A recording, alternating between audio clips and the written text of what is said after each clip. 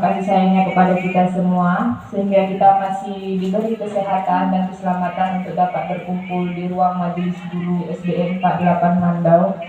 Dan tak lupa pula puji dan tak lupa pula salawat dan salam kita hadiahkan kepada Nabi junjungan kita, Nabi besar Muhammad SAW, dengan ucapan Allahumma sholli ala Sayyidina Muhammad wa ala ali Sayyidina Muhammad. Yang saya hormati Ibu Kepala Sekolah SDN 48 Mandau yang pada hari ini sedang berhalangan tidak dapat hadir di tengah-tengah kita. Yang saya hormati Bapak Wakil Kepala Sekolah SDN 48 Mandau, serta yang kami sayangi Bapak Ibu Guru dan staf tenaga pendidik SDN 48 Mandau. Baiklah, sebelum di sini kita berkumpul dalam acara Kombel atau kelompok belajar yang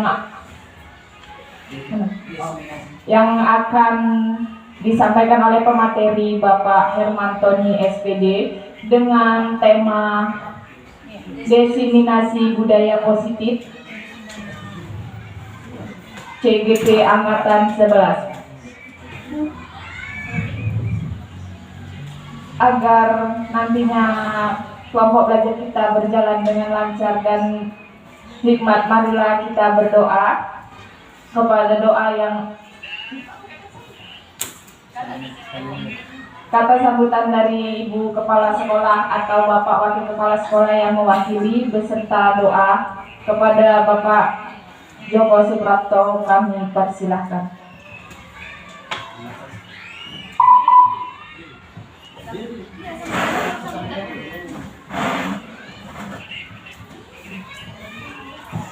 Bismillahirrahmanirrahim.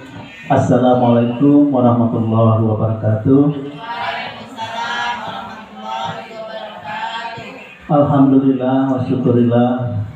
Alhamdulillahirabbil alamin wassalatu wassalamu ala asyrafil anbiya'i wal mursalin wa ala alihi wa sahbihi ajma'in, amma ba'du. Yang terhormat Ibu Kepala Sekolah SDN 48 Mandau yang pada hari ini berhalangan.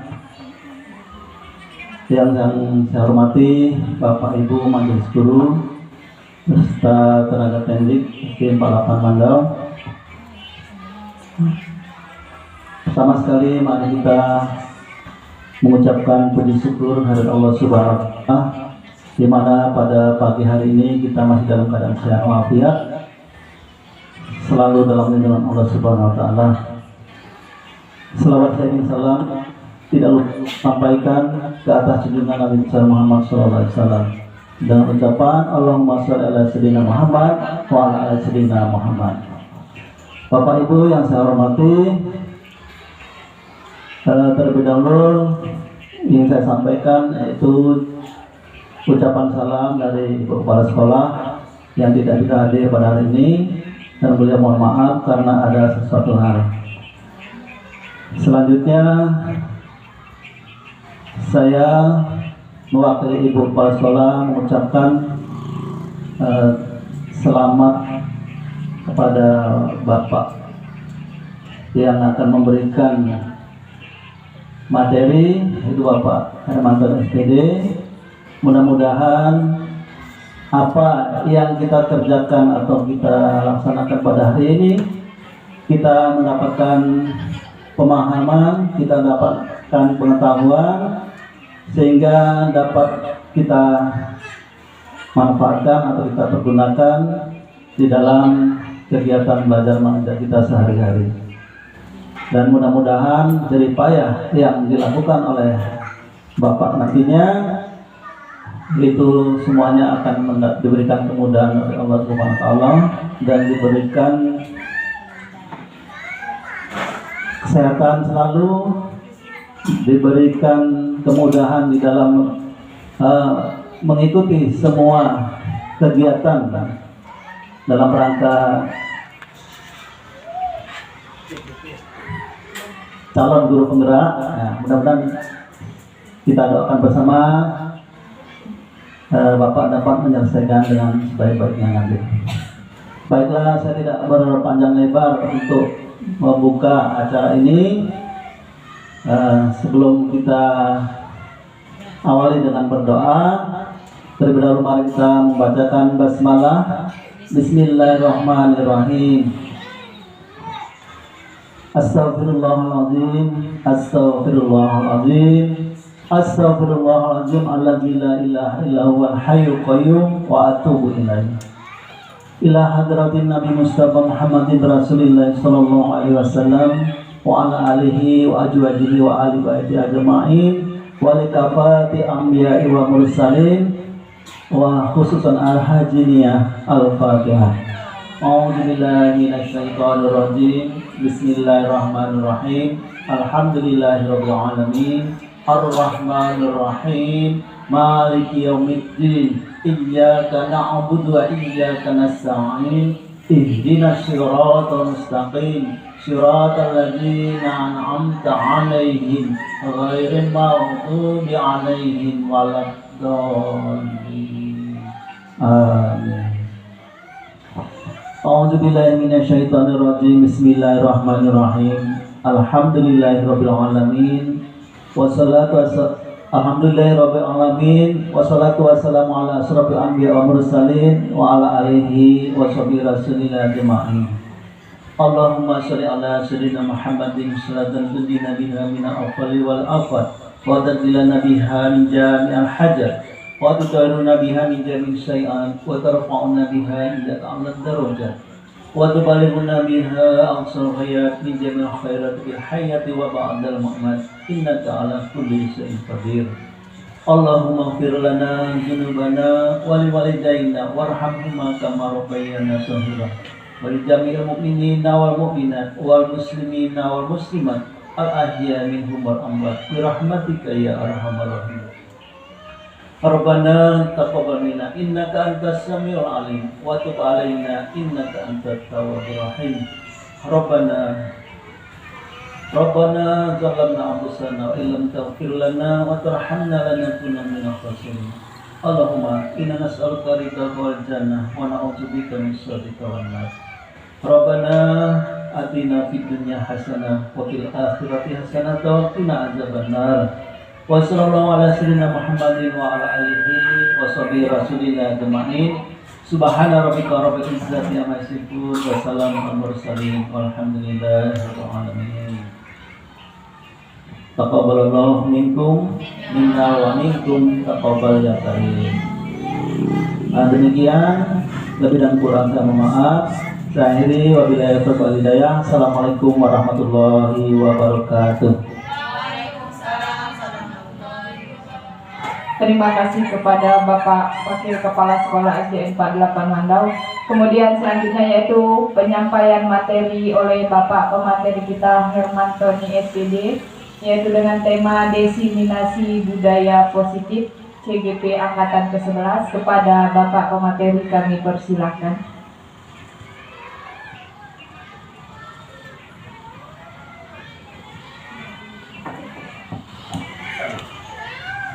Bismillahirrahmanirrahim. Assalamualaikum warahmatullahi wabarakatuh.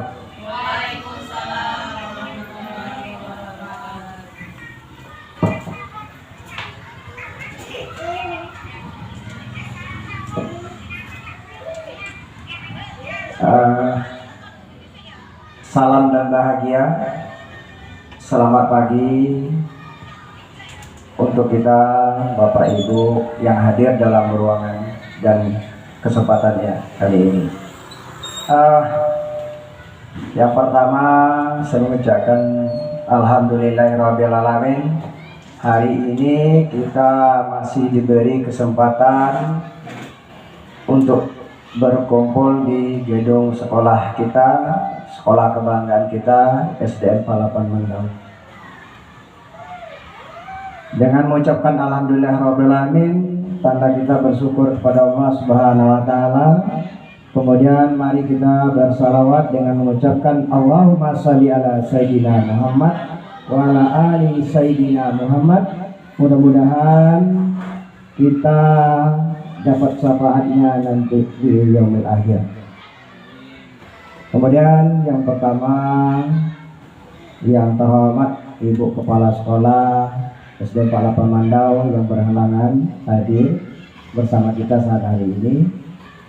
Kemudian yang sama-sama kita hormati Bapak Wakil Kepala Sekolah, alhamdulillah bersama kita. Kemudian yang sama-sama saya hormati Bapak Ibu Majelis Guru SDN 48 Mandau. Kemudian saya mengucapkan terima kasih dan rasa bangga kepada Bapak Ibu yang telah hadir di tempat kita, di ruang kelas, di ruang guru kita ini. Di sini kita hanya berbagi pengalaman ibu-ibu, Bapak Ibu. Saya di sini bukan berarti saya lebih dari Bapak Ibu.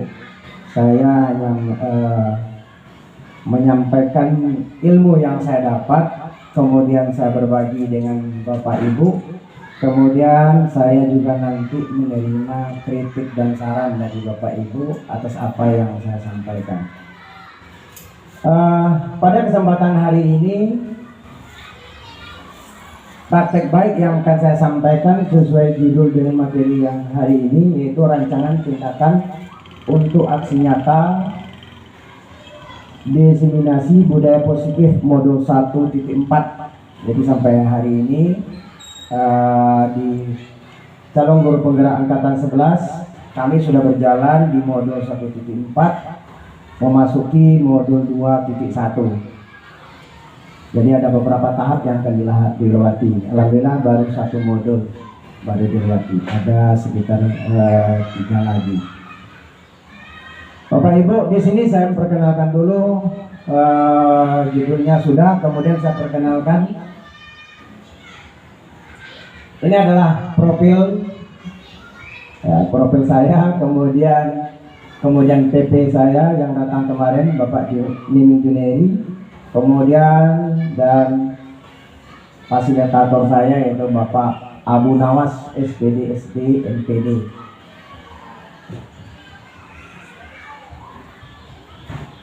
Oke, sebelum kita lanjut Bapak Ibu, kita ice breaking dulu ya, biar nggak terlalu tegang, biar nggak grogi juga. Oke, kita biar fresh. Apa Bu Nen? Oke ya, kita minta waktu dan kesempatannya Bapak Ibu, kita berdiri. Cek punggung.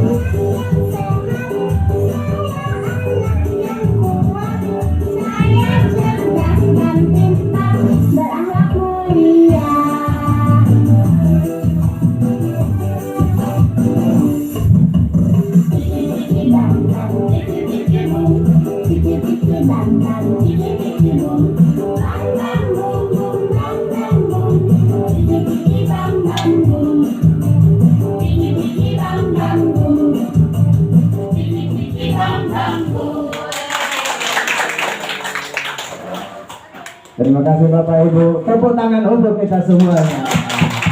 Oke, mudah-mudahan makin bersemangat kita untuk ke depannya. Baik Bapak Ibu, yang pertama ini adalah pemikiran Ki Hajar Dewantara. Mungkin kita selama ini kenal dengan nama, kenal dengan wajah Ki Hajar Dewantara, tetapi kita banyak terlupakan karena kesibukan, karena tuntutan. Banyak kita terlupakan dengan filsafah beliau sebagai pencetus pendidikan Ki Hajar Dewantara. Kalau kita kaitkan di zaman kalau kita kaitkan Ki Hajar Dewantara ini sama pemikirannya seperti pemikiran Gajah Mada. Ya, pada kerajaan Majapahit yang terkenal adalah patihnya Gajah Mada. Walaupun dia bukan seorang raja, tetapi visinya salah satunya adalah menyatukan Nusantara. Nah, jadi seperti yang disampaikan juga pada pertemuan sebelumnya, visinya itu kita adalah guru, kita punya visi. Kalau bisa seperti pemikiran Ki Hajar Dewantara. Kemudian pemikiran beliau, ini pemikiran beliau, salah satu pendidikan yang holistik di mana murid dibentuk menjadi insan yang berkembang secara utuh, yang meliputi olah rasio, olah rasa, dan olahraga melalui proses pembelajaran yang berpusat pada murid dan dilaksanakan secara sepenuh hati serta dapat diartikan menuntut secara kodrat yang ada pada anak agar mereka dapat mencapai keselamatan dan kebahagiaan yang setinggi-tingginya, baik secara manusia maupun sebagai anggota masyarakat atau manusia yang merdeka. Kemudian pemikiran Ki Hajar Dewantara dengan konteks pendidikan saat ini menunjukkan pendidikan dan pengajaran merupakan satu kesatuan yang saling berkaitan dan tidak dapat dipisahkan. Ki Hajar Dewantara menuangkan bahwa pendidikan sebagai upaya untuk memajukan pertumbuhan pendidikan, budi pekerti, kekuatan batin dan karakter, pikiran serta tumbuh anak.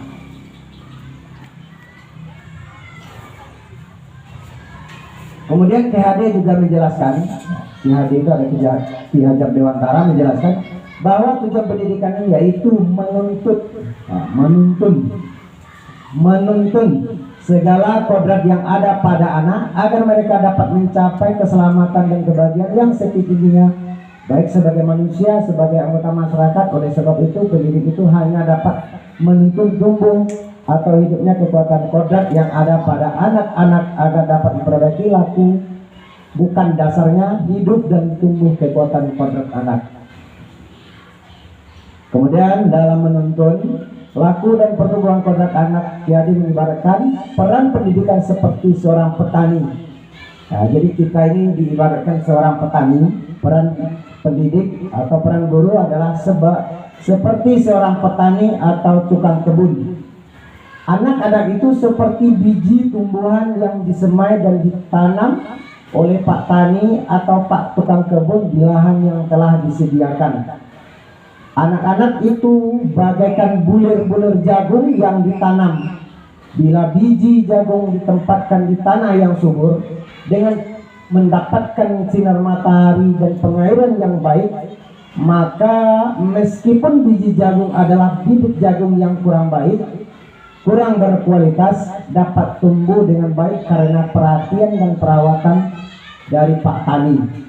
Demikian sebaliknya, meskipun biji jagung itu disemai adalah bibit berkualitas baik, namun tumbuh di laman yang gersang dan tidak mendapatkan pengairan dan cahaya matahari serta tangan dingin Pak Tani, maka biji jagung itu mungkin tumbuh namun tidak akan optimal.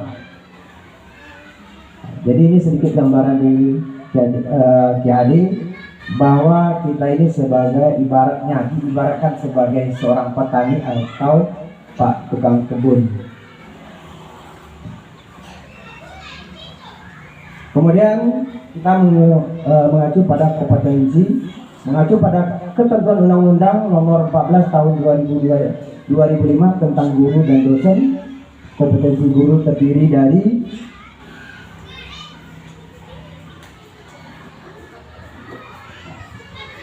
Ini kompetensi guru mengacu pada ketentuan Undang-Undang Nomor 14 Tahun 2005 tentang guru dan dosen. Kompetensinya guru terdiri atas ini ada 4, kemudian ada pedagoginya, kepribadian, kemudian kompetensi sosial, kemudian kompetensi profesional. Ini dari 4 kompetensi yang kita miliki sebagai seorang guru.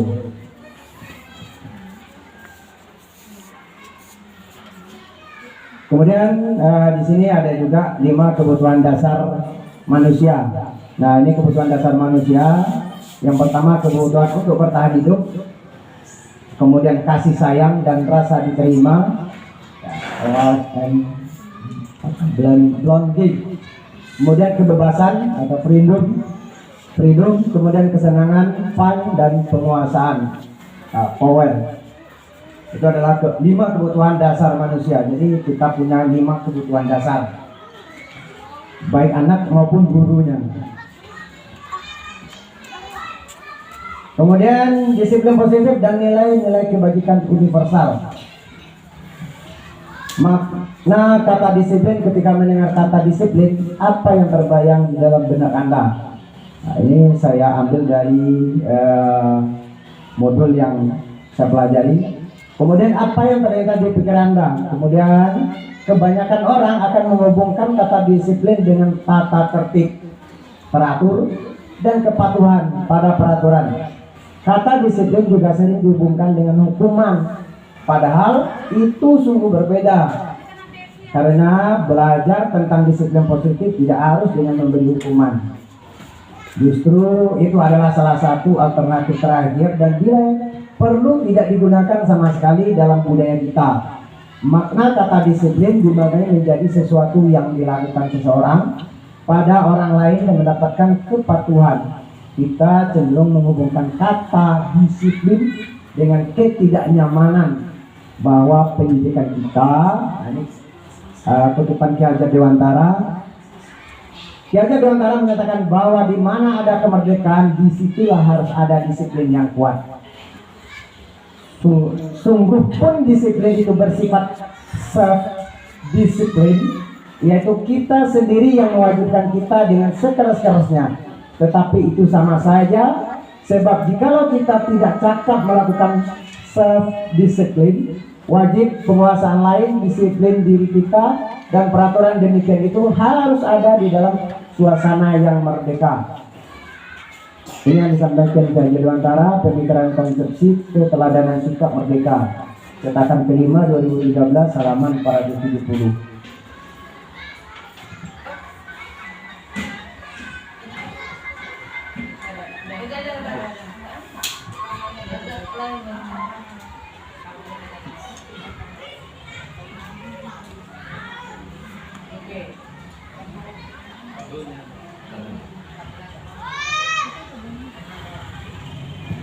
Mungkin ini sedikit gambaran kita Bapak Ibu. Mungkin kata selama ini kita menerapkan disiplin, kalau enggak dihukum. Nah, di sini dan juga saya di sini baru namanya setelah belajar seperti ini, ternyata disiplin itu bukan harus menghukum.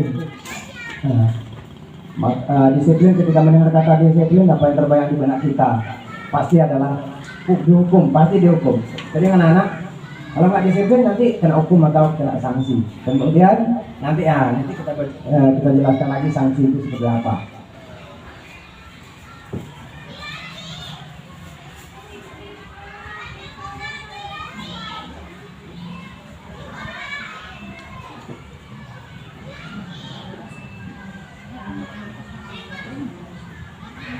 Kemudian disiplin positif dan nilai-nilai kebajikan universal. Ini ada 6 nilai universal. Kedisiplinan itu ada 6 dari apa yang sudah diapakan, ada 6. Yang pertama, profil belajar Pancasila. Ini profil belajar Pancasila yang lagi kita kembangkan dalam IKM. Kemudian ada juga IBO Primary Year Program, PYP Sikap Murid. Kalau profil penjabat zina ada beriman bertakwa pada Tuhan Yang Maha Esa dan berakhlak mulia, kemudian mandiri, bernalar kritis, berkebinekaan global, bergotong royong, kemudian kreatif. Kemudian dalam IBO Premier Year Program PYP PYP ya, sikap murid, toleransi, rasa hormat, integritas, mandiri, penghargaan, antusias, empati, keinginan tahuan, kreativitas, kerjasama, percaya diri, kemudian komitmen. Kemudian yang ketiganya adalah 9 pilar namanya. 9 pilar karakter Indonesia Heritage Foundation atau IHF.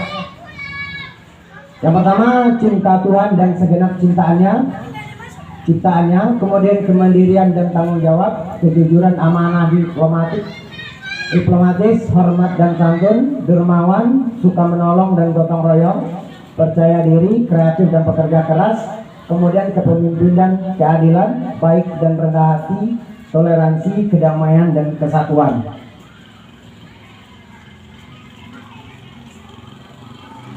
Kemudian petunjuk sumber hidup dan keterampilan hidup. Nah, ini life school, life skill dan life skill, keterampilan hidup.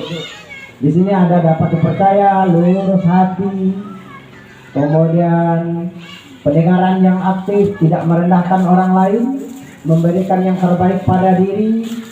Kemudian ada petunjuk hidup, peduli, penalaran, bekerja sama, keberanian, keinginan, usaha, keluasan, fleksibilitas, kemudian berorganisasi, kesabaran, keteguhan hati, kehormatan, memiliki rasa humor, berinisiatif, integritas, memecahkan masalah, sumber pengetahuan, tanggung jawab, dan terakhir adalah persahabatan.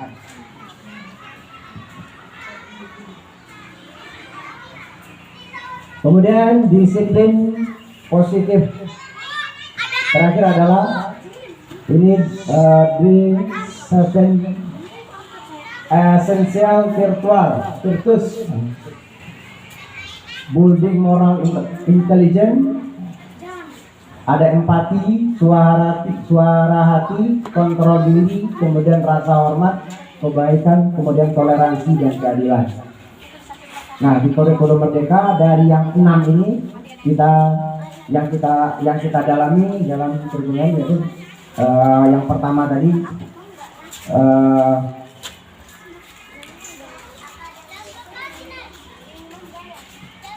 yaitu profil pelajar Pancasila. Nah, ini yang kita kembangkan dalam kurikulum kita yang kita pakai di sekolah-sekolah kita. Kemudian baik Bapak Ibu, kita lanjutkan.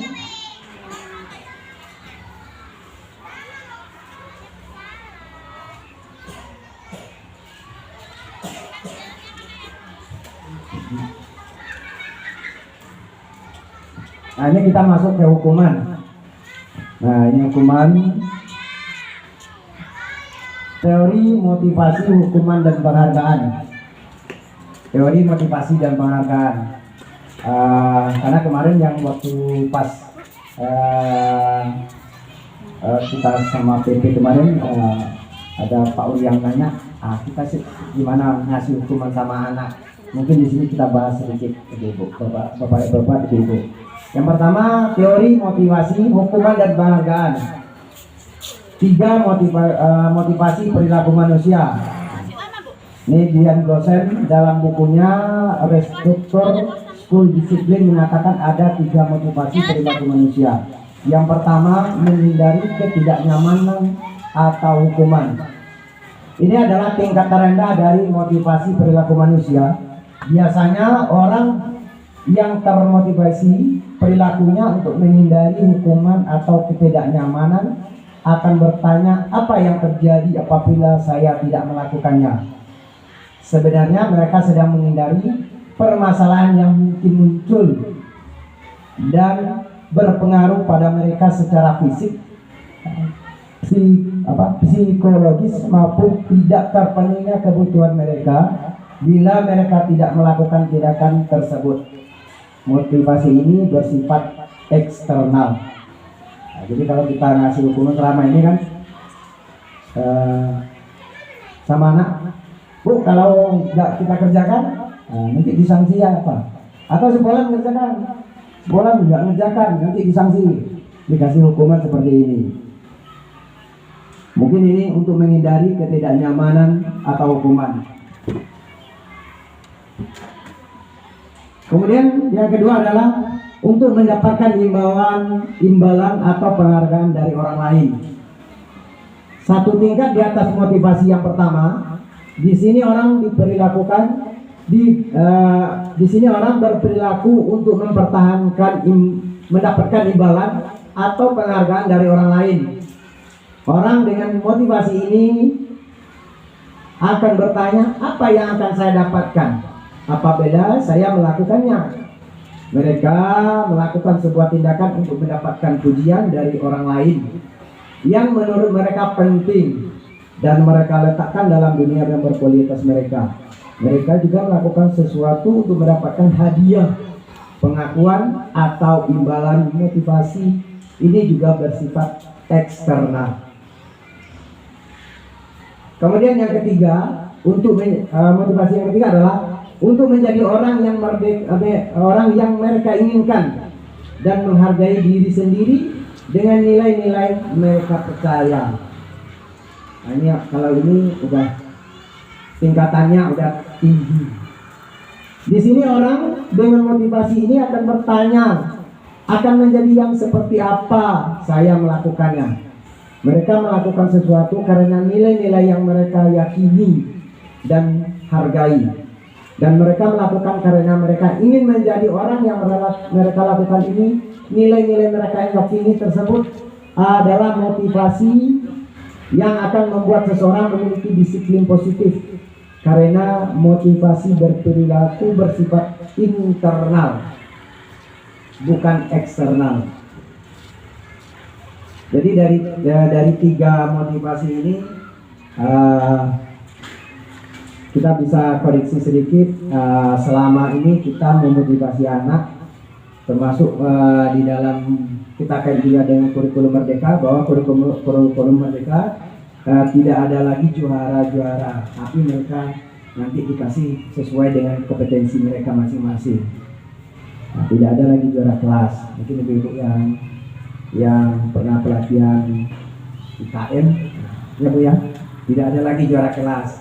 Salah satunya dasarnya ini. Jadi kita bertanyakan kenapa.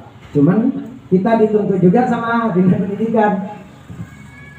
Nanti harus ada anak juara umum untuk dapat bantuan. Cuman dasarnya ini, ada teori tiga motivasi. Ya, tujuan kita adalah agar peserta didik itu mempunyai kesadaran dari internalnya.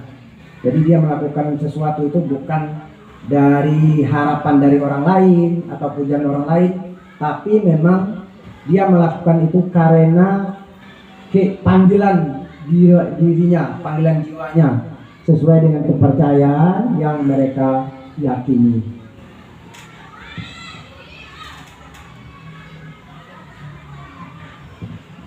Kemudian dihukum oleh penghargaan. Nah, kita masuk dihukum oleh penghargaan.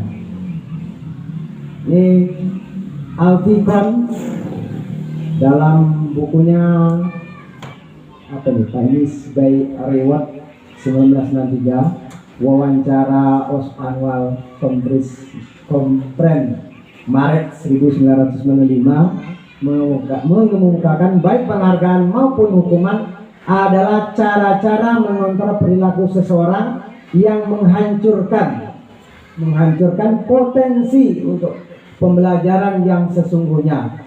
Menurut Kohn, secara ideal tindakan belajar itu sendiri adalah penghargaan sesungguhnya.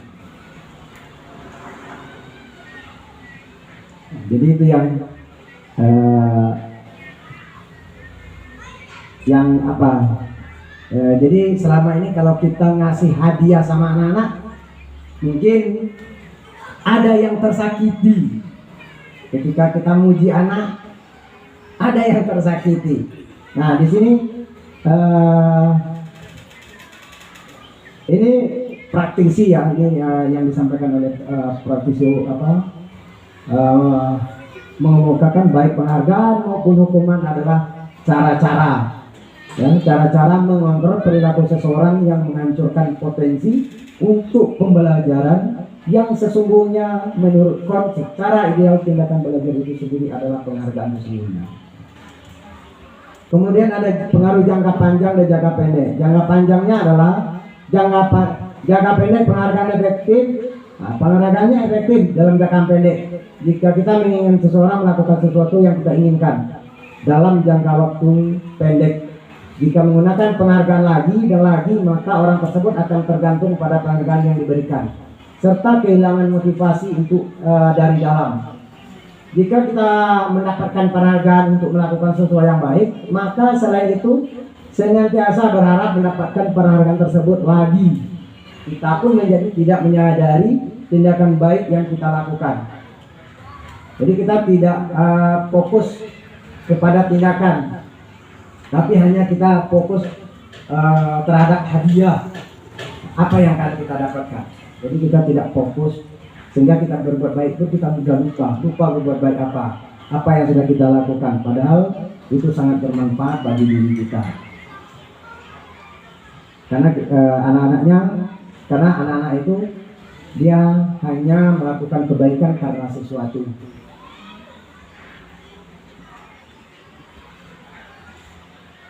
Kemudian penghargaan tidak efektif. Suatu penghargaan adalah suatu benda atau peristiwa yang diinginkan, yang dibuat dengan persyaratan hanya jika Anda melakukan hal ini, maka Anda akan mendapatkan penghargaan yang diinginkan. Jika saya menghargai suatu penghargaan dan tidak mendapatkan, maka saya akan kecewa dan berkecil hati, serta kemungkinan lain kali saya tidak akan berusaha secara sebelumnya. Jika kita memberikan seseorang suatu penghargaan untuk melakukan sesuatu, maka kita harus terus-menerus memberikan penghargaan itu. Jika kita tidak ingin orang tersebut meneruskan perilaku yang kita inginkan. Orang yang berusaha berhenti merokok atau orang yang berusaha diet, menguruskan badan, bila diberikan penghargaan hampir pasti tidak berhasil.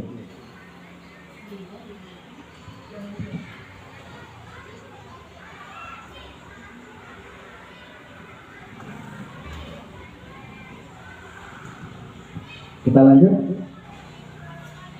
Kemudian penghargaan merusak hubungan. Ketika seseorang diberikan penghargaan atau dipuji di depan orang banyak, maka yang lain akan merasa iri dan sebagian dari mereka akan tidak menyukai orang yang diberikan penghargaan tersebut.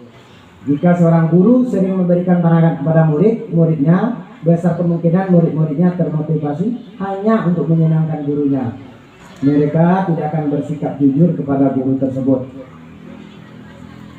Penghargaan menciptakan persaingan di dalam kelas dan persaingan menciptakan kecemasan. Mereka yang percaya bahwa mereka tidak memiliki kesempatan untuk mendapatkan penghargaan akan berhenti mencoba. Ini penghargaan yang merusak hubungan. Ya, nanti kita ada sedikit. Kemudian dihukum oleh penghargaan. Penghargaan mengurangi kecepatan. Ini sesuai riset. Dalam sebuah percobaan, sekelompok anak laki-laki berusia sekitar 9 tahun diminta untuk melihat gambar-gambar wajah yang ditempati di layar. Dan mereka harus memberitahu jika wajah tersebut sama atau berbeda. Gambar-gambar tersebut hampir sama. Beberapa dari mereka diberi penghargaan dalam bentuk uang. Pada saat mereka memberikan jawaban benar, sementara sebagian yang lain tidak. Hasilnya, anak laki-laki yang dibayar membuat lebih banyak kesalahan. Ini riset. Riset yang kedua, anak-anak diminta untuk mengingat kata-kata tertentu, kemudian mereka diminta untuk mengambil kartu yang bervariasi kata-kata yang dilihat tersebut. Setiap kali muncul, beberapa anak diberikan permen. Setiap mereka memberikan jawaban yang benar, dan sebagian lain hanya diberikan saja bila jawaban mereka benar. Hasilnya, anak-anak yang mendapatkan permen jawabannya banyak, yang tidak tepat dibandingkan anak-anak yang hanya diberitahu jawabannya benar. Ini penghargaan yang menunjukkan ketepatan. Ini sesuai riset dalam modul yang saya pelajari, modul 1.4.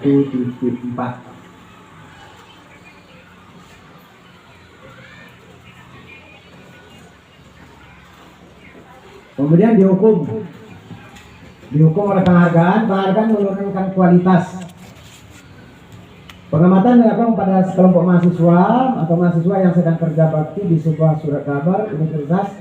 Saat itu mereka sedang belajar menulis sebuah artikel tentang sebuah judul berita utama. Seiring waktu mahasiswa tersebut semakin mampu bekerja dengan cepat. Kemudian ada beberapa mahasiswa yang dibayar untuk setiap judul berita utama yang mereka mampu hasilkan, dan setelah beberapa lama mahasiswa yang dibayar ini hasilnya kinerjanya berhenti berkembang. Mereka yang tidak menerima bayaran terus berupaya mengasah diri menjadi lebih baik. Penghargaan mematikan kreativitas. Murid-murid diminta untuk berpikir mengenai hadiah atau penghargaan yang bisa mereka dapatkan bila berhasil menulis sebuah puisi. Kreativitas kelompok murid-murid ini menjadi berkurang dibandingkan dengan yang tidak diberitahu tentang hadiah yang bisa mereka terima. Kemudian penelitian menunjukkan bahwa pekerjaan seni atau sebuah penulisan cerita menjadi kurang kreatif bila dijanjikan sebuah hadiah atau penghargaan. Dalam tugas-tugas memecahkan masalah, para murid memakan waktu atau lebih lama dan memberikan jalan keluar kurang kreatif saat mereka dijanjikan suatu penghargaan.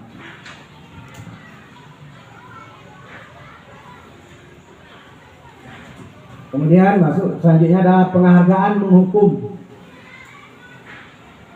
Penghargaan menghukum, mereka tidak mendapatkan penghargaan, misalnya dalam sistem ranking, mereka mendapatkan ranking kedua akan merasa paling dihukum. Memberikan penghargaan dan dihukum adalah hal yang sama karena keduanya mencoba mengendalikan perilaku seseorang. Karena orang yang dasarnya tidak suka dikendalikan dalam jangka waktu lama, penghargaan akan terlihat sebagai hukuman. Jika suatu penghargaan diharapkan namun Anda tidak mendapatkan, Anda akan merasa dihukum. Motivasi dalam dirinya intrinsik. Nah ini motivasi. Tadi adalah dihukum dan ini adalah motivasi. Nah, dia adalah hukuman juga, tetapi bukan di kategori hukuman, tetapi adalah motivasi dari dalam diri, yaitu intrinsik. Saat seseorang anak belajar untuk pertama kali menggabungkan huruf-huruf dan kata serta menyadari bahwa ia dapat baca, timbul pijar di matanya dan sebuah senyuman di wajahnya. Anak-anak tersebut begitu gembira bahwa ia telah pelajari dan menguasai suatu keterampilan baru. Kesadaran akan mempunyai kemampuannya bahwa dia sudah dapat membaca sesungguhnya sudah merupakan sebuah penghargaan. Jika kita memberikan penghargaan kepada seorang anak pada saat dia sedang merasa bangga dengan pencapaiannya sendiri, maka kita akan mengambil kegembiraan yang saat itu sedang dirasakan secara alamiah.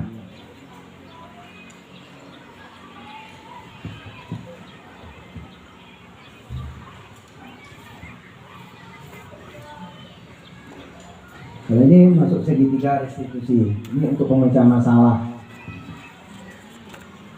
Segitiga restitusi, segitiga restitusi adalah proses menunjukkan kondisi bagi peserta didik untuk memperbaiki kesalahan mereka sehingga mereka bisa kembali pada kelompok mereka dengan karakter yang lebih kuat. Dosen 2024. Atau suatu proses dialog yang dijalankan guru atau orang tua akan dapat menghasilkan murid yang mandiri dan bertanggung jawab.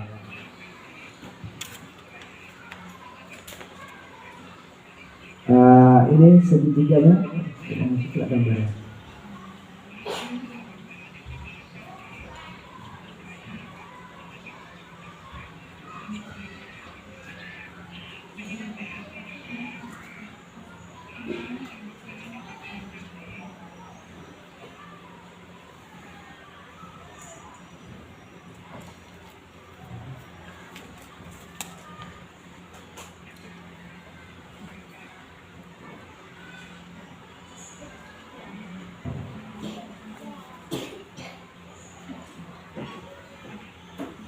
Salah aja Bu ya. Bapak Ibu nggak perlu lihat gambarnya. Yang pertama segitiga restitusi adalah menstabilkan identitas. Kemudian validasi tindakan yang salah, kemudian menanyakan keyakinan. Nah, dalam upaya segitiga restitusi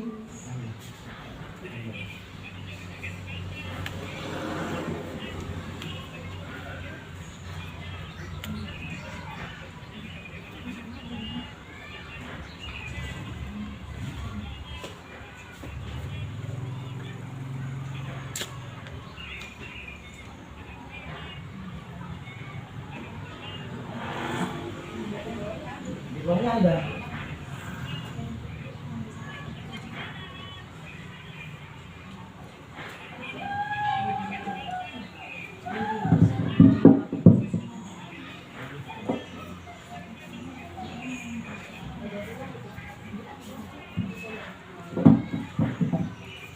Ini langkah-langkah untuk tahapan dalam segitiga restitusi. Yang pertama, menstabilkan identitas. Yang pertama, berbuat salah itu ini cara kita menyampaikan sama anak-anak ketika kita menstabilkan identitasnya, ketika anak melakukan kesalahan. Yang pertama, dengan bahasa kita, yang pertama, berbuat salah itu tidak apa-apa. Tidak ada manusia yang sempurna.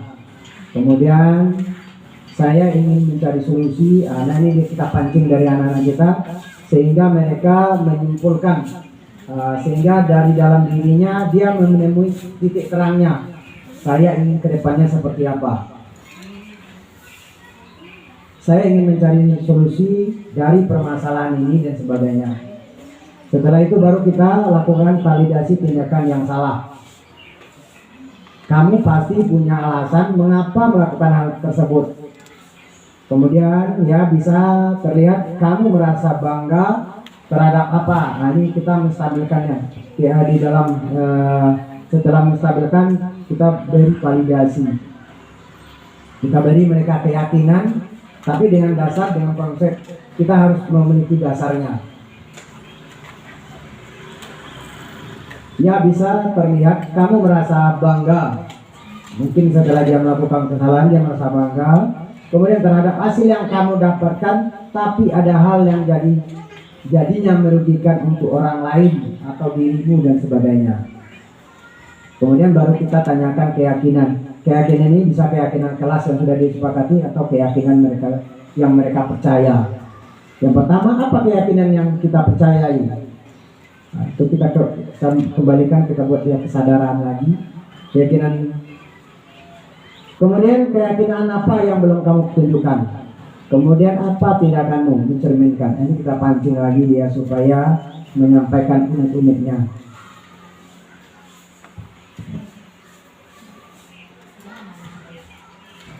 Nah, ini keyakinan kelas.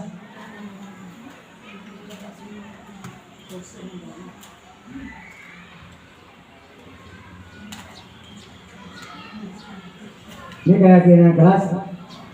Kemudian ya tujuannya adalah pembentukan keyakinan kelas. Kemudian keyakinan kelas bersifat lebih abstrak daripada peraturan yang lebih rinci dan konkret. Kemudian keyakinan kelas berupa pernyataan-pernyataan universal. Pernyataan keyakinan kelas senantiasa dibuat dalam bentuk positif. Keyakinan kelas hendaknya tidak terlalu banyak sehingga mudah diingat dan dipahami oleh semua warga kelas. Keyakinan kelas sebaiknya sesuatu yang dapat diterapkan di lingkungan tersebut. Semua warga kelas hendaknya ikut berkontribusi dalam pembuatan keyakinan kelas lewat kegiatan curah pendapat. Bersedia meninjau kembali keyakinan kelas dan waktu ke waktu.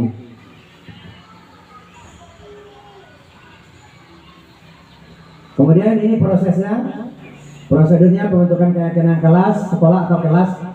Keyakinan kelas itu bukan kalau dulu namanya peraturan sekolah atau peraturan kelas. Sekarang tidak ada lagi peraturan itu. Mulai kita revisi dengan menggunakan keyakinan sekolah, kemudian keyakinan kelas. Yang pertama, persilakan warga sekolah atau murid di sekolah untuk mencurahkan pendapat tentang peraturan yang berlaku disepakati di sekolah atau kelas. Kemudian mencatat semua masukan-masukan sekolah yang kemudian susunlah keyakinan kelas. Contohnya kalimat negatif. Nah, ini dengan contoh kalimatnya, kalimat negatifnya.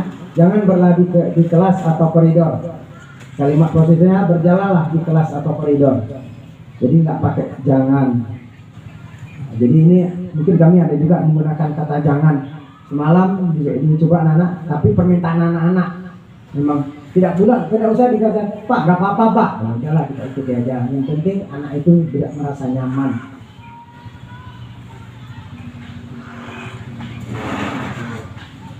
Keyakinan kelas tinjau ulang. Nah, nanti ada ditinjau ulang. Nanti ditinjau ulang lagi. Setiap mungkin ada periode-periodenya, entah sekali sebulan atau sekali 1,5 semester atau 1 semester kita tinjau ulang keyakinan kelas. Tinjau ulang keyakinan kelas secara bersama-sama. Seharusnya setelah beberapa peraturan telah disatukan menjadi beberapa keyakinan, maka butir pernyataan keyakinan akan berkurang. Sebaiknya keyakinan kelas tidak terlalu banyak, antara 3 sampai 7 prinsip. Nah, bila mana terlalu banyak, maka warga kelas sulit mengingatkan dan akhirnya sulit untuk dijalankan. Kemudian setelah keyakinan sekolah atau kelas selesai dibuat, maka semua warga kelas dipersilahkan meninjau ulang dan menyetujui dengan mendatangkan keyakinan sekolah, termasuk guru dan semua warga. Nah, kemarin termasuk saya bawa Bu Neng juga ya, waktu Bu Anggun, untuk keyakinan kelas. Itu kami sosialisasi, sebetulnya udah diapakan. Jadi harus disosialisasikan. Jadi dia anak juga tidak tergantung sama gurunya aja. Nah, jadi sama guru yang lain juga dia ikuti peraturan itu. Hah?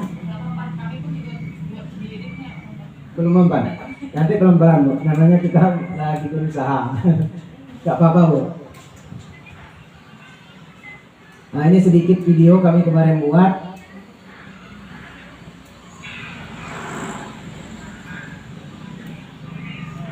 Yang dibuat videonya ini contoh sementara. Kita sediakan kertas sticky note. Jadi dengan mereka menuliskan satu-satu, mereka punya ide.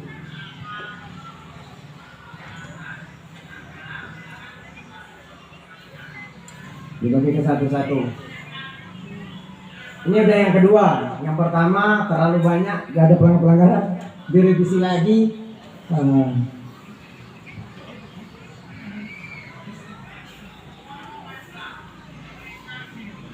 Kita lanjut ya Bu ya. Ngelek pula. Ini kesepakatannya setelah dikumpulkan sama anak-anak, setelah mereka buat, kemudian mereka kumpulkan. Ini hasilnya yang dipajang sama di kertas di madingnya. Kesepakatan kelas. Dari kesepakatan kelas yang mereka berikan, kemudian kami simpulkan bersama-sama ada 11. Tadi seharusnya 3 atau 7. Tapi saya minta 7, anak-anak itu nggak mau. Pak, nggak usah Pak, dikurangi lagi. Yang penting kesepakatan. Nah, inilah kesepakatannya. Jadi ini kebetulan di kelas 5, dari 33 ada 1 orang itu membuatkan ide-idenya. Kemudian kami ambil kesimpulan ada 11. Nah, minta dikurangi lagi, nggak mau, udahlah, tidak apa-apa. Jadi kita Pak, itu Pak, meme buang Pak. Sama nomor itu oh Pak, iya, meme buang. Meme ya, salah ketik. Ini buang Pak. Iya, ininya. Sama nomor 8 Pak. Nomor 8. Rebut. Tidak boleh ribut ya. Ya, dia tidak boleh. Cuman ada anak-anak semuanya Pak tidak boleh ribut. Oke. Yang penting sebetulnya memang kita sampaikan penggunaan kalimat jangan. Kan di sini kan tadi kalimat intinya di sini. Di sini jangan berlari. Jangan berlari. Kemudian berjalanlah. Jadi yang kami buat di sini datang tepat waktu. Tidak boleh membuang sampah sembarangan. Ya, saling menghargai. Tidak boleh berkata kotor. Tidak boleh berantem. Menghargai orang lain. Tidak boleh mukul meja. Tidak boleh ribut, padahal ribut itu mukul meja itu udah satu. Cuman Pak bunyikan aja, namanya kesepakatan. Jadi kita harus juga menghargai anak-anak itu. Kemudian sepatu diletakkan di rak sepatu dengan rapi, saling mengingatkan dan saling mendukung. Tidak boleh saling mengejek, karena ini kebanyakan saling, rata-rata hampir saling mengejek. Mungkin itu yang bisa saya tampilkan untuk budaya positif hari ini. Mungkin Bapak Ibu ada yang mau tanya-tanya, boleh juga, atau kita berbagi pengalaman, mungkin ada masukan dari Bapak Ibu. Oh, seharusnya seperti ini ya. Mungkin penyampaian saya seperti ini, Pak, harusnya seperti ini, boleh. Nah, jadi di sini tujuannya, yang pertama tujuan kita berbagi pengalaman, yang kedua saling memberi masukan, kemudian yang ketiga kita saling mendukung antara satu sama yang lainnya. Mungkin ada Bapak Ibu, ada, oh ya.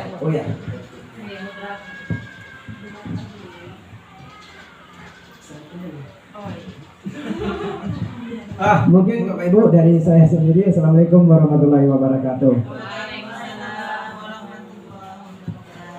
Terima kasih kepada Bapak pemateri atas penyampaian materinya. Semoga apa yang Bapak sampaikan dapat menjadi pembelajaran bagi kami semua dan dapat kami terapkan dalam pembelajaran kami setiap harinya. Baiklah, sebelum memasuki acara tanya jawabnya, maka saya sebagai pembawa acara menutup acara kita pada hari ini. Saya sebagai pembawa acara mohon pamit undur diri. Assalamualaikum warahmatullahi wabarakatuh. Untuk tanya jawabnya akan dilanjutkan oleh Bapak pemateri. Kami membuka satu sesi pertanyaan. Satu. Boleh masukkan, nggak harus pertanyaan, tapi boleh masukkan. Baik Bapak Ibu, nggak harus pertanyaan juga, tapi boleh kritiknya, Pak seperti ini.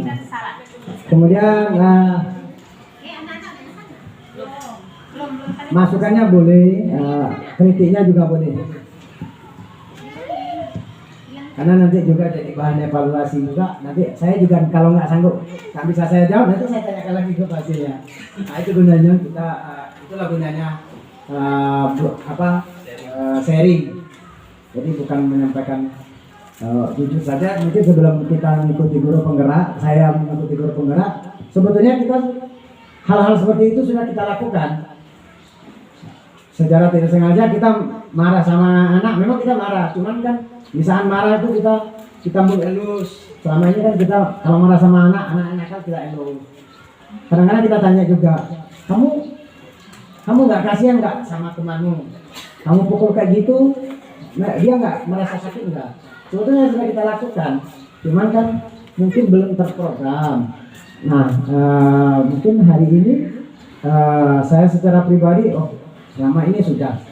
Kemudian ada yang kurang. Oh iya, kemudian ada yang kayaknya keterlaluan, kayaknya cara kita ngomong agak keras, padahal tujuannya kita bagus. Nah, itulah yang alhamdulillah sejauh ini sebagai evaluasi, sebagai koreksi bagi diri kita. Khususnya yang kalau saya pribadi modul 1.4 ini kemarin saya fokus ke cara menghukum anak. Karena kita sering menghukum anak itu, kamu bandel, kamu ini ternyata tidak ada anak yang bandel. Karena dia hanya menunjukkan sisi positifnya, mungkin salah satunya dia cari perhatian. Cuma kadang-kadang karena kita saking banyaknya, jadi kita nggak perhatikan, jadi ada masalah, udah kita langsung, ini kamu nakal, termasuk kita juga ikutin nakal. Mungkin Bapak Ibu, tanya-tanya juga boleh, ibu-ibu yang tahu nanti bisa juga bantu jawab. Bapak Ibu,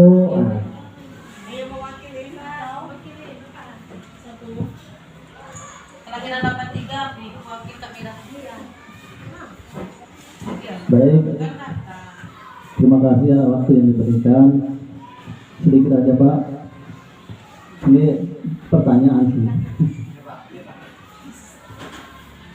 Jadi dalam apa namanya meluruskan ketika anak itu berbuat salah kan kita tadi di sana tidak boleh apa namanya ya tidak boleh menghukum. Jadi yang kita lakukan selama ini di kelas, tentunya saya sendiri itu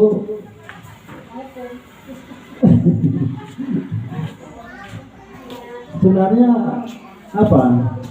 Apakah itu menghukum atau apakah itu meluapkan emosi? Tapi tujuannya itu untuk meluruskan dia gitu Pak. Nah, itu apakah tidak menyalahi apa yang sudah dipaparkan Pak tadi itu? Itu aja sih. Beda antara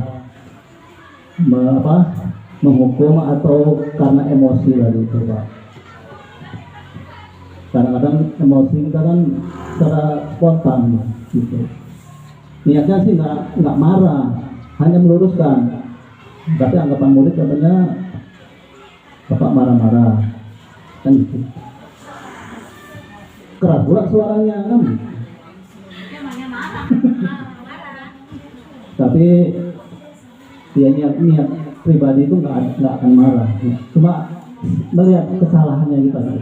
Terima kasih Pak.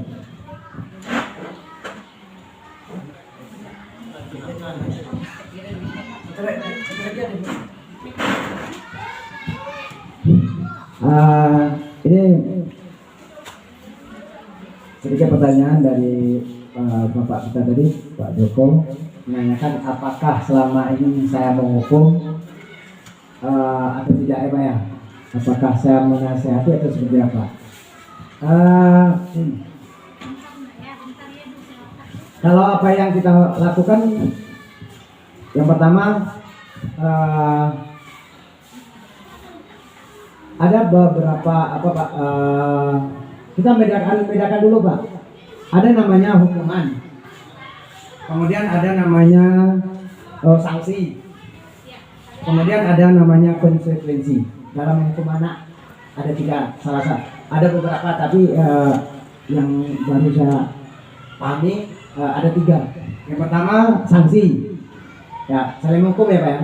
Mau hukuman, kemudian sanksi, kemudian ada konsekuensi. Jadi yang selama ini kita lakukan sama anak itu yang mana? Kalau hukuman itu berhubungan dengan fisik Pak. Kalau melakukan hukuman sama anak yang berhubungan dengan fisik, kita mukul, kita mencubit, itu adalah hukuman. Tetapi kalau dia sanksi, kita kasih sama anak arahan, kemudian ini apanya?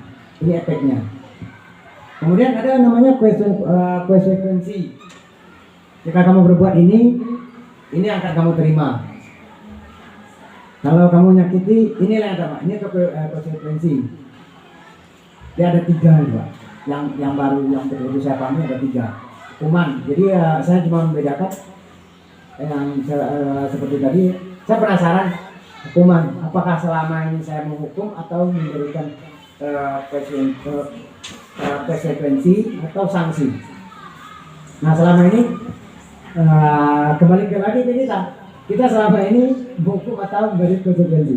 Termasuk kalau secara pribadi saya pun di kelas kadang-kadang saya keluarkan. Artinya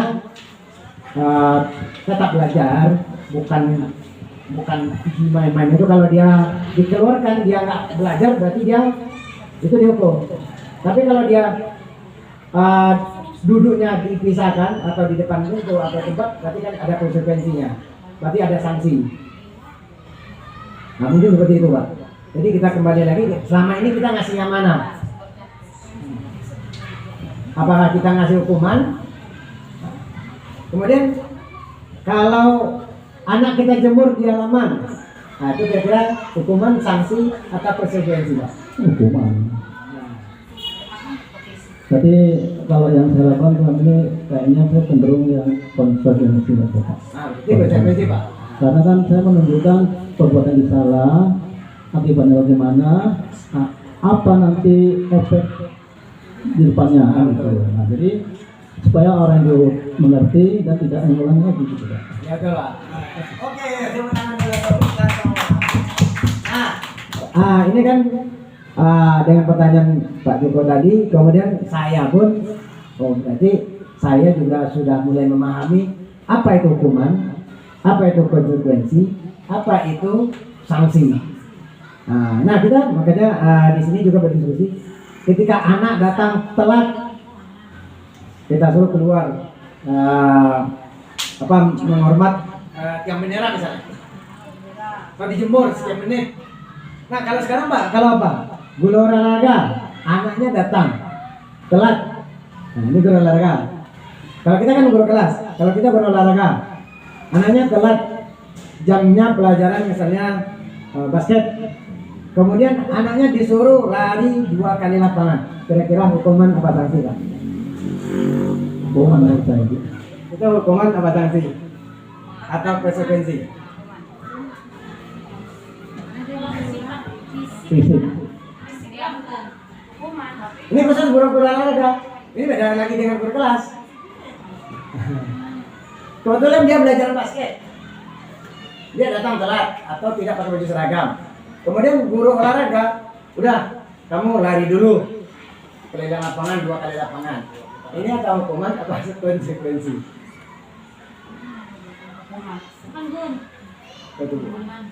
Hukuman. Hukuman. Oh, hukuman. Makanya kemarin kalau kami kemarin pendapat kami itu adalah konsekuensi. Karena dia guru olahraga, kecuali dia belajar dalam kelas. Makanya kemarin kami juga mendudukkan permasalahan. Kami di dalam kelompok, karena dia guru olahraga ya, kecuali dia di dalam kelas. Karena kan posisinya tadi kan main basket. Karena sekalian dia pemanasan. Itu juga ya Pak. Tujuannya pemanasan. Konsekuensi ya. Tapi kalau dia sampai lari 50 kali lapangan, apa hukuman? Ada juga. Ini sanksi konsekuensi dia. Nah, itu Pak. Putaran. Karena kan setiap olahraga itu butuh pemanasan. Nah, pemanasan dia dulu. Kalau dia langsung olahraga kan nanti ada cedera, otot atau cedera apa. Jadi itu Pak, kalau hukuman tadi ada pertanyaan saya tadi. Ya Pak? Pertanyaan saya tadi, boleh nggak kita melakukan hukuman? Melakukan hukuman tidak boleh lagi hukuman Pak. Tidak boleh Pak. Tidak boleh melakukan hukuman. Nah caranya tadi Pak, inilah yang caranya kita untuk salah satu yang kita lakukan untuk konsekuensi tadi Pak. Kita menetralkan anak itu dengan caranya Pak. Ada 3 tahapan. Yang pertama kita stabilkan dulu identitasnya, kemudian kita validasi, kemudian kita berikan keyakinan. Nah ini 3 tahapnya Pak. Nah kalau selama ini kan kita anak-anak disuruh nulis, misalnya dia nggak ngerjakan PR, kita suruh ulang lagi. Oh, kamu mendapat hukuman dari Pak Guru, itu bukan hukuman. Itu adalah konsekuensi. Kadang-kadang perlu juga kita luruskan Pak, hukuman itu di kelas. Kadang-kadang anak tinggi pun, anak-anak yang besar pun nggak tahu dia. Yang jelas yang apa yang dikasih guru berarti hukuman. Dia menurut nggak tahu bahwa ini hukuman. Kalau anak yang mengerjakan PR misalnya, jangan dikeluarkan. Tapi dia suruh nulis yang lain, dikasih berarti kan konsekuensi. Atau masuk dia ke sanksi. Nah, lama-lama bisa rapi. Karena ada indikator yang dicapai di sana. Nah, ada indikator yang dicapainya. Setidak-tidaknya kompetensi seorang siswa itu dia ada memenuhi. Nah, itu dia Pak. Itu Pak, kalau datang terlambat, saya kasih konsekuensi apa kan dulu misalnya kalau pakai kali ketiga tanpa kalimat apa baru duduk, itu konsekuensi atau hukuman? Kita kan nggak menghukum, kita cuma hafal ya. Itu konsekuensi Pak. Kalau hukuman ini hukum ini langsung yang fisik dengan menjemur tadi. Nah, akal. Mungkin boleh juga. Boleh atau tidak? Kalau kita di SD mungkin nggak boleh lah Pak istilahnya. Tapi kalau memang hukuman itu berlaku juga, nanti itu adalah jalan terakhir mungkin Pak. Jalan terakhir, karena ada juga yang coba itu jalan terakhir gitu. Tapi kalau kita rata-rata untuk anak ya nggak ada senjang terakhir.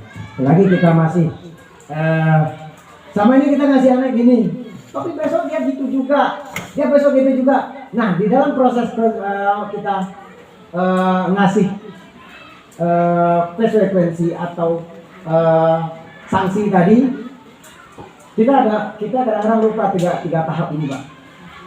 Kita langsung aja, kau salah, soalnya kau pakai ini. Tapi kita sadarkan dulu dia. Nah ini ada 3 tahap. Yang pertama, stabilkan dulu identitasnya Pak.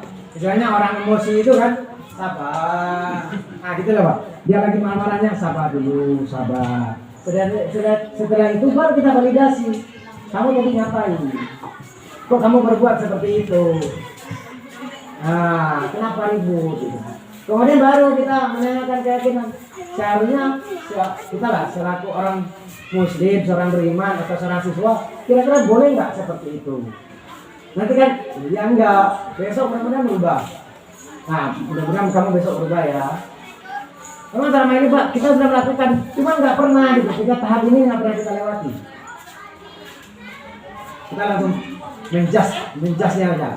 Kamu bandel, kamu begini-gini, tapi yang 3 tahap ini kita nggak lakukan. Mungkin di sana kekurangan kita selama ini, termasuk saya Pak. Mungkin ketiga ini saya nggak pernah. Memang pernah menasihati anak itu, kamu jangan begitu ya, besok jangan gitu. Tapi kita kan nggak pernah. Kita nggak pernah menstabilkan dia, kita nggak pernah memvalidasi dia, kita nggak pernah menanyakan kemauan anak itu apa, keyakinan anaknya. Karena anak-anak itu kan mempunyai latar belakang yang berbeda.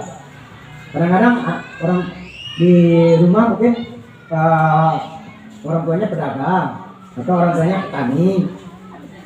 Tapi kita kan nggak pernah tahu. Tapi setelah dia masuk kelas, kita melakukan menjasti anak itu sama semuanya. Ada tahap-tahapannya. Mungkin itu sedikit tambahan. Ya, terima kasih Pak. Mungkin Bapak Ibu ada lagi Ibu yang kritik saran tambahan? Ada Ibu? Banyak sebenarnya Pak, tapi berhubung kita ada besok boleh kita tanyakan Pak. Oke, nanti di Kalau ada sesi besok kami tanya. Baik. Nanti kita boleh bertanya atau kita boleh juga berdiskusi Bapak Ibu. Karena di dalam salah satu guru penggerak itu adalah yang pertama dia harus berkolaborasi dengan kawan, kemudian berbagi, jangan berkelit. Nah, nanti kita berdiskusi